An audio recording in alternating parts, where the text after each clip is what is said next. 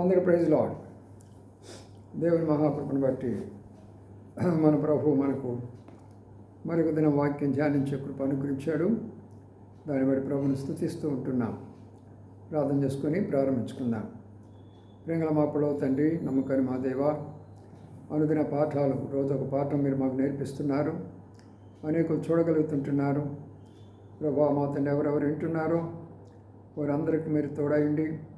వారు ఆ సత్యాన్ని తెలుసుకొని దాని తండ్రి మా ప్రభా ఆ మార్గంలో నడిచేదానికి సహాయం చేయమని ప్రార్థిస్తున్నాం. ఎవరు విమర్శిస్తున్నారో వారు సత్యాన్ని తెలుసుకున్నట్లు సహాయం చేయండి. మీ దాసుని అభిషేకించి మీ దగ్గర మాటలు దయచేయండి. కొన్ని నిమిషాలు ఎలాంటి డిస్టర్బెన్స్ లేకుండా చేయమని ప్రార్థిస్తూ యేసు పరిశుద్ధ నామమున స్తుతించి ప్రార్థించి కనపరిచి పెడుచున్నాం తండ్రి.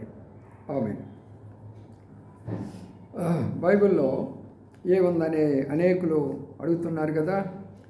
అది 66 పుస్తకాలు అందులో ఉంటాయి. 2 కొత్త నిబంధన, పాత నిబంధన ఉంటుంది. మాకు ఎన్నో గ్రంథాలు ఉన్నాయి, మాకు ఎన్నో పురాణాలు ఉన్నాయి, మాకు ఎన్నో పుస్తకాలు ఉన్నాయి. వాటితో పోల్చి చూసుకుంటే ఇదంతా అసలు బైబిల్ ఏముంది అంటూ బైబిల్ అంతా కూడా అబద్ధము, బైబిల్ అంతా కూడా మోసము, బైబిల్ అంతా కూడా వ్యభిచార సంబంధమైన కార్యాలు, బైబిల్ అంతా కూడా మరి కల్పనా కథలు, బైబిల్ అంతా కూడా అశుద్ధమైనటువంటిది, అశుద్ధ గ్రంథము అని ఇలాగా అనేకులు మీరు చెప్తూ ఉంటున్న వాళ్ళందరికీ నేను ప్రేమతోటి వాక్యాధారాలతో చెప్తూ ఉంటున్నాను. నేడు నేనేం చెప్పానంటే, ఎవరెవరో లంచం తీసుకుంటున్నారో, అబద్ధాలు చెప్తున్నారో, పేదవారు నిర్లక్ష్యం చేస్తుంటున్నారో, లేనిపోయిన వార్తలు చెప్తూ ఉంటున్నారో, పొరుగువాని యొక్క వస్తువులు ఎలాగ ఆశించుతున్నారో, వాటికి ఎలా చేయాలో అవన్నీ కూడా చెప్తూ వచ్చాం. ఈరోజు మరొక అంశాన్ని గురించి చెప్తున్నాను. పాత నిబంధనలో, క్రొత్త నిబంధనలో కూడా కొంతమంది ఏమంటున్నారంటే పాత నిబంధనలో లేదు, అది కొత్త నిబంధన కాదు. వాళ్ళు చెప్పే విధానం ఎలా ఉందంటే, వాళ్ళ దేవుడు అసలు ఎవరో వాళ్ళకే తెలియటం లేదు. పాత నిబంధనలు యెహోవా దేవుడు అంటాడు, మళ్ళీ యేసుక్రీస్తు ప్రభు అంటాడు, ఆయన పుట్టుక లేదు, ఈయనకేమి ఇది లేదు, ఉనికి లేదు అంటూ ఉంటారు కదా. వాళ్ళ కొరకే చెప్తున్నాను, జాగ్రత్తగా ఆలోచించండి. ఇప్పుడు పాత నిబంధనలో మొట్టమొదటి మాట చెప్తున్నాను. నిర్గమాకాండం 2వ అధ్యాయంలో ఇప్పుడు నా మాటను జ్ఞాపం చేసుకుంటే 14వ వచనం, వ్యభిచరింపకూడదు అనే మాట ఉంది.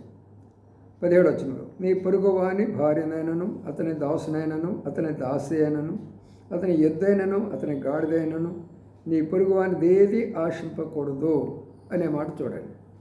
పాత నిబంధన కాలంలో ఏం చెప్తున్నాడంటే వ్యభిచరింపవద్దు అని అన్నాడు.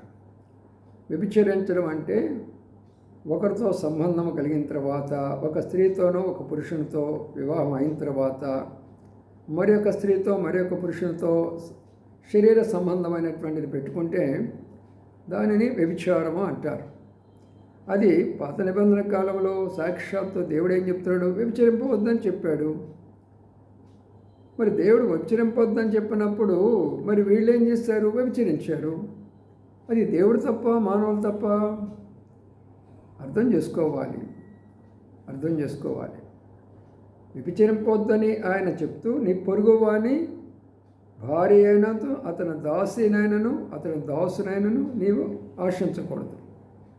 అంటే ఎదుటివాని యొక్క, నీకు వివాహం అయిన తర్వాత ఎదుటివాని భార్య కానీ భర్తను కానీ దేనిని మనము ఆశించకూడదు. వ్యభిచారం దాకోవడం కాదు, అసలు ఆశించడమే తప్పు. అంటే నాకు కావాలని కోరుకోవడమే తప్పు. అందుకని ప్రియమైన సోదరులారా, పాత నిబంధన కాలంలో ఇలాగా ఉన్నది. మరి ఇప్పుడు కొత్త నిబంధన కాలంలో ఏముందో చూద్దామండి. 1 కొరింథీ రాసిన పత్రిక 10వ అధ్యాయంలో ఒక మాట మనం చదువుకుందాం. 1 కొరింథీ రాసిన పత్రిక 10వ అధ్యాయంలో ఇక్కడ మరి అక్కడ వాళ్ళు ఏం చేస్తారో చూద్దామండి. 10వ అధ్యాయంలో 8వ వచనం, మరి వారి వలె మనం వ్యభిచరింపక ఎందుము, వాళ్ళు కొందరు వ్యభిచరించినందున ఒక్క దినమందే 23,000 మంది కూలిరి. వాళ్ళు వ్యభిచారం చేశారట. ఎంతమంది చనిపోయినారట? 28 మంది. 23,000 మంది. 23,000 మంది. 23,000 మంది అంటే సామాన్యమా? ఒక్క దినమే. అంటే వ్యభిచారం అంటే ఇశ్రాయేలు ప్రజలయ్యుండి చెప్పినటువంటి ఆజ్ఞను మీరిన కారణము చేత దేవునికి కోపం వచ్చేసి వాళ్ళందరిని ఏం చేశాడు? సంహరించేశాడు. దానికో తప్పు పడుతున్నారు కదా. ఆయనేమి న్యాయవంతుడు, ఆయనేమి మరి ఆయన అంతమందిని చంపేసేవాడు, దేవుడు ఎలాగవుతాడంటే ఆయన న్యాయవంతుడు, ఆయన నీతివంతుడు. నీతిని ఆయన చూస్తాడు, న్యాయాన్ని ఆయన చూస్తాడు. ఎక్కడ అన్యాయం జరుగుతుందో అక్కడ ఆయన ప్రత్యక్షం అవుతాడు. న్యాయానికి కావాల్సినటువంటిది ప్రతిఫలం ఇస్తాడు, అన్యాయం కావాల్సినటువంటి యొక్క ప్రతిఫలం ఇస్తాడు ఆయన. అందుకని ఇక్కడ ఏమైంది, అక్కడ వాళ్ళు విన్న తర్వాత కూడా, వ్యభిచరింపవద్దని చెప్పిన తర్వాత కూడా ఎంతమంది చేశారంట, దాదాపు 23,000 మంది వ్యభిచారం చేశారంట. పురుషులైనా స్త్రీలైనా అందరూ చంపేయలేదా? ఇప్పుడు చెప్పండి, బైబిల్ వ్యభిచారం ఉందా, లేదా వ్యభిచారానికి శిక్ష ఉందా? బైబిల్ అన్నీ కూడా బూతులే, బైబిల్ అన్నీ కూడా స్త్రీల బూతులే. ఎవడు చేసింది? మనుషులు చేశారు. చెప్పింది ఎవరు? దేవుడు చెప్పాడు. ఎక్కడ చెప్పాడు? దైవ గ్రంథంలో చెప్పాడు. అదెట్లా పరిశుద్ధ గ్రంథం? అదెట్లా పవిత్ర గ్రంథం? అశుద్ధ గ్రంథము? ఇదే మీరు చెప్పేటటువంటిది. అందుకని మీకు ప్రేమతో చెప్తుంటున్నాను. అటు అటు పాత నిబంధనలో, ఇది కొత్త నిబంధనలో కూడా చెప్తుంటున్నాను.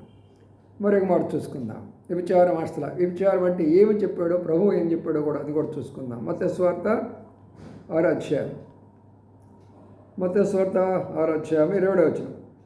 వ్యభిచారం చేయవద్దని చెప్పడం మాట మీరు విన్నారు కదా. నేను మీతో చెప్పింది ఏమనగా, ఒక స్త్రీని మోహం చూచు ప్రతివాడు అప్పుడే తన హృదయమందు ఆమెతో వ్యభిచారం చేసిన వాడగును. ఎంత స్ట్రిక్ట్గా చెప్పాడు ప్రభు.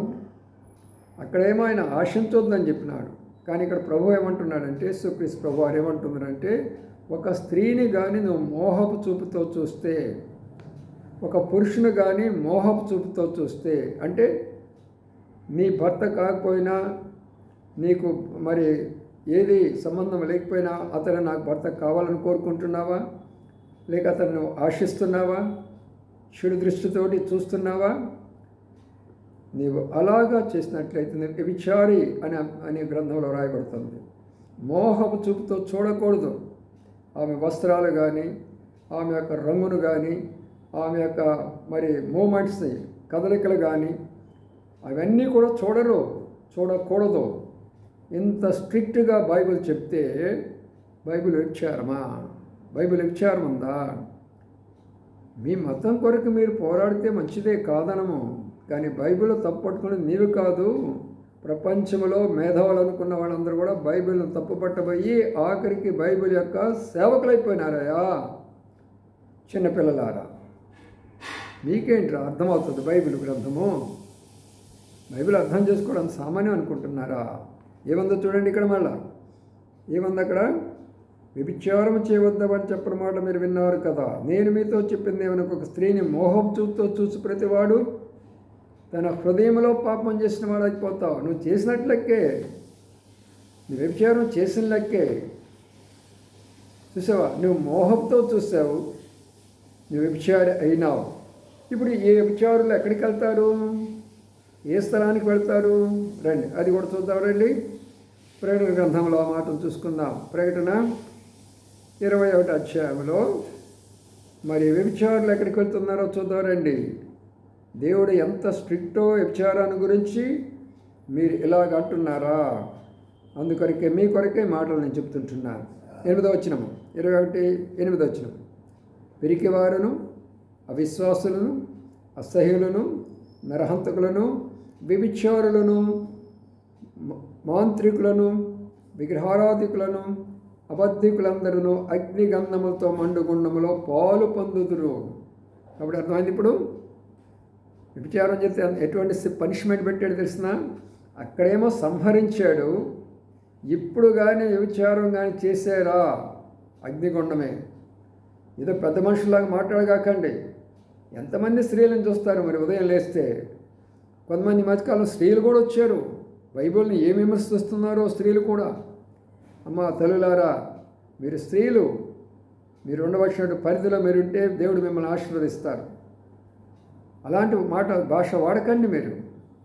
ఇక్కడేముందో చూడండి, ఎంత స్ట్రిక్ట్గా ఉందో చూడండి. వ్యభిచారం చేసిన నేరానికి నిత్య నరకానికి పోతాడు.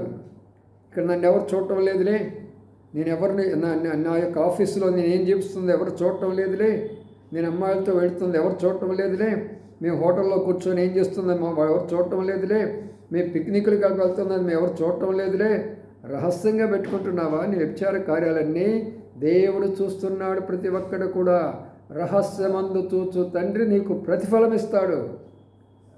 ఆయన ప్రతిదీ చూస్తాడనే విషయాన్ని జ్ఞాపకం చేసుకో. అందుకనే ఎందుకు ఈ విషయాలు చెప్తున్నానంటే, బైబిల్ గ్రంథంలో విచారం ఉందండి, పరమగీతంలో విచారం ఉందండి, ఇర్మియా గ్రంథంలో విచారం. ఏమిటి నీకేం అర్థమవుతుంది? రండి ఇంకొక మాట కూడా చెప్తాను. యోహాను సువార్త 8వ అధ్యాయంలో మరొక మాట చూసుకుందాము ఈ రోజున. మరి అప్పుడు ఇంకా కొంత నీకు వివరణ అవుతుంది. యోహాను సువార్త 8వ అధ్యాయంలో ఇక్కడ మనం గమనించినట్లయితే ఇక్కడ ఒక మాట కనబడుతుంటున్నది. చూడండి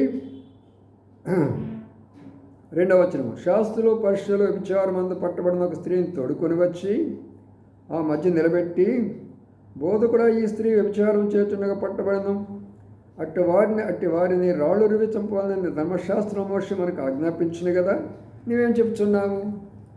వీళ్ళంట శాస్త్రులంట, వీళ్ళంతా పరిశోధులంట, వీళ్ళంట రాస్తారంట, పండితులంట. వాళ్ళది ఏంటంట, వాళ్ళ యొక్క కంటిలో దూలాలు పెట్టుకుంటారు, ఎదుటి వాళ్ళ యొక్క కంటిలో నలుసులు చూస్తూ ఉంటారు. ఈ రకమైనటువంటి శాస్త్రులు అనేవాళ్ళు వాళ్ళు నానా విషయాలు చేస్తూనే ఉంటారు. అయితే ఇతరులను తప్పబడుతుంటారు. ఇప్పుడు ఒక యవనస్తురాలు దొరికింది, ఒక స్త్రీ దొరికింది. ఆమె తీసుకుని వచ్చి యేసుప్రభు దగ్గరికి తీసుకొచ్చారు. రాళ్ళు తీసుకొని కొట్టాలని చెప్పారు కదా మన ధర్మశాస్త్రం, మరి నువ్వేం చెప్తున్నావు అని అన్నాడు. అప్పుడు ప్రభు అన్నాడు, సరే మీరు పాపం లేనటువంటి వాడు ఒక రాయేమని చెప్పాడు. ఒకరికొకరు చూసుకున్నారు. అరే మళ్ళీ అన్ని పాపాలేరా, అబద్ధాలు చెప్తాము, మోసాలు చేస్తాము, అన్ని రకాల చెడు జీవితం మనతో ఉంది, మనం ఎక్కడ వేస్తాము? ఆ రాళ్ళు ఒకరి తర్వాత ఒకరు వెళ్ళారు. ఇప్పుడు ప్రభు ఏమంటున్నాడు చూడండి, అమ్మను ఆ స్త్రీ ఒక్కతే మిగిలిన 9వ వచనంలో మధ్యన యేసు తలెత్తమ్మా, వారు ఎక్కడున్నారంటే ఎవరు నీకు శిక్షను విధింపలేదా అన్నాడు. ఇప్పుడు ఆమె లేదు ప్రభు అని. అందుకు యేసు, నేను నీకు శిక్ష విధింపను, నీవు వెళ్ళి పాపం చేయకుము అని అన్నాడు. అది ప్రభు వచ్చిన ఉద్దేశం. ప్రభు వచ్చిన ఉద్దేశం అంటే పాపాన్ని క్షమించి, పాపం చేసినప్పటికీ క్షమించి ఆ వ్యక్తిని పరలోకాన్ని తీసుకెళ్ళడానికి ప్రభు వచ్చినాడు. అయ్యా బుర్రబెట్టుకొని కాస్త ఆలోచించేయండి. మీరు మీ కొరకే చెప్తున్నాను నేను, అది కూడా ప్రేమపూర్వకంగా ఆధారాలతో చెప్తున్నాను, విమర్శించటంలా. మీ గ్రంథాలను కానీ, మీ దేవుళ్ళను కానీ, మీ దేవతలను కానీ, మీ పూజలు కానీ, మీ పునస్కాలు కానీ, మీ జపాలు కానీ, మీ తపాలు కానీ, మీరు చేసే సమస్తమైనటువంటి దానం, మరి గోదానం, భూదానం, ఆదానం, ఈ దానం, వస్త్రదానం, సమస్తమైన దానాలు కానీ, ఏ నీతి కార్యాలు కానీ, వాటన్నిటి గురించి మేమేం చెప్పం. మేము పరిశుద్ధ గ్రంథంలో ఏముందో అది చెప్తుంటున్నాం. బాగా అర్థం చేసుకోనండి, అందరికీ చెప్పండి, సత్యాన్ని తెలుసుకోనండి. ఇప్పుడు కొందరేమన్నా తెలుసా, నేను నీకు శిక్షణ విధించను అంటే ఆయన కూడా చేస్తుంటాడు తప్పు, అందుకని నేను నీకు శిక్ష విధించను అని అన్నాడు. ఇంత మాయకమైన మరి చదవగల వాళ్ళ, ఇంత మరి మేము పుస్తకాలు రాస్తున్నామంటున్నారు, రకరకాలుగా మేము పండితులు అనుకుంటున్నారు, బైబిల్ గ్రంథం మీద పుస్తకాలు రాస్తూ ఉంటున్నారు. చిన్న విషయం కూడా అర్థం కదా. ఇప్పుడు ఒక జడ్జి గారి దగ్గరికి వెళ్ళాడు. జడ్జి గారి దగ్గరికి వెళ్ళి, ఒకటి తప్పు అయ్యా, నేను తప్పు ఒప్పుకున్నాను, నన్ను క్షమించయ్యా అని అన్నాడు. జడ్జి గారు అధికారం ఉంది, తనకి క్షమించే అధికారం ఉంది. సరే ఇక మీద నువ్వు తప్పు చేయకుండా జాగ్రత్తగా వెళ్ళాను అన్నాడు. అంటే జడ్జి గారు తప్పు చేశాడనా? కొంచెం ఉందా ఆలోచన? ఆలోచించండి కొంచెం. ఆయన సరే ఒక రాజుగారు ఉన్నాడు, ఒకటి తప్పు దేవునికి రాజుకి ఏదైనా ద్రోహం చేశాడు. అయ్యా నేను తప్పు చేశానయ్యా, నన్ను క్షమించాను అన్నాడు. క్షమించే అధికారం రాజుకు లేదా? ఒక రాజుకి జడ్జికి ఉన్నప్పుడు పరిశుద్ధుడిగా జీవిస్తున్నటువంటి ఆయన, సాక్షాత్తు దేవుడైనటువంటి ఆయనకు క్షమించే అధికారం లేదా? ఆయనంట నేను నీకు శిక్ష విధించనంటే ఆయన కూడా పాపం చేశాడు, అందుకని శిక్ష విధించడం లేదంట. ఎక్కడుందా నీకు ఇది?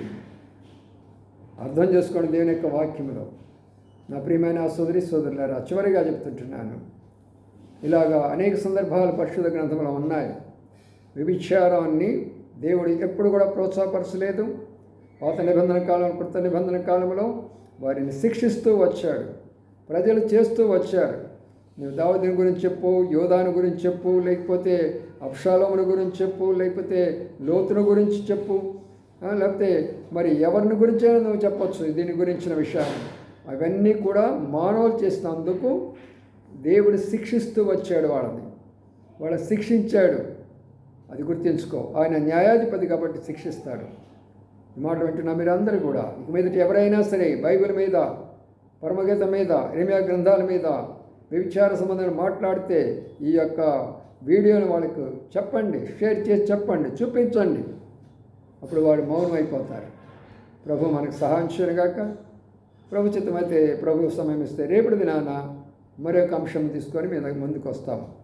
ప్రభు మీకు సహాయపడును గాక. వర్తమానం విన్న మీరందరూ కూడా సత్యాన్ని తెలుసుకోనండి. దయతోటి మీరందరూ ఇతరులకు షేర్ చేస్తురండి. ఆ రీతిగా మనం ఇతరులకు సేవ చేసిన వాళ్ళు అవుతాం. ప్రభు మీకు సహాయం చేయను గాక. ఆమేన్.